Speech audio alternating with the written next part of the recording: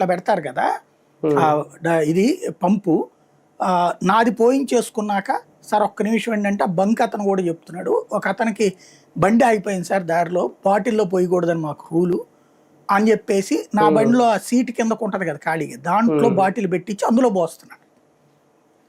అంటే ఏంటి, అదేమి అమ్ముకోవడానికి కాదు, అది అతనికి అవసరం. బయట ఎక్కడో స్ట్రక్ అయిపోయింది అతని బండి, అక్కడికి ఆ బండిని ఆ దగ్గరలో బంకు లేదు పోయించుకోవాలంటే ఇక బాటిల్ తెచ్చుకున్నాడు అనమాట.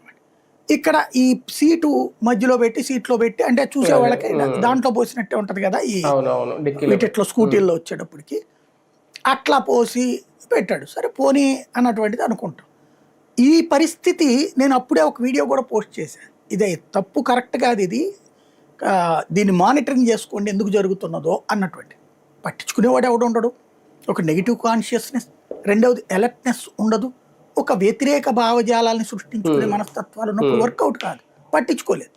ఇప్పుడు ఏమవుతున్నది, పంటలు నాట్లేసే టైము, కొన్ని చోట్ల కోతలు కోసే టైంలో మిర్చి లాంటి కోతలు కోస్తారు, వరి లాంటి ఇంక కొన్ని రోజుల్లో పోతే పోస్తుంటారు. ఇక్కడ ఏమవుతున్నది, డీజిల్ అవసరం ఉంటుంది ప్రతి ఒక్కళ్ళకి కూడా, పంపుకి వాటర్ కొట్టాలి. మామిడి కాయలే ఉన్నాయి అనుకోండి, మామిడి చెట్లకు వాటర్ పెట్టాలి ఈ టైంలో, బాగా కాపు చేతికి వస్తుంది కదా కాయ, ఈ టైంలో నీళ్లు పెట్టాలి. అట్లాగే వివిధ రకాల పంటలు నీళ్లు పెట్టాల్సి వస్తుంది. నీళ్లు ఇదేమో ఎండాకాలం కదా, మండుటెండ, భూమి ఎక్కువ వాటర్ కోరుకుంటుంది. ఈ టైంలో డీజిల్ కావాలి, ఇది మోటార్ నడవాలని. వాళ్ళు డబ్బాలు పట్టుకుని వస్తే డీజిల్ పొయ్యమని చెప్తున్నారు. అదేమంటే లూజ్ స్టాక్ ఉంటుంది సహజంగా, అనుకోండి యుద్ధం కదా అందుకే నేను అంటాను మాకేం రాలేదు ఏం చేయమంటావు అనేస్తాడు.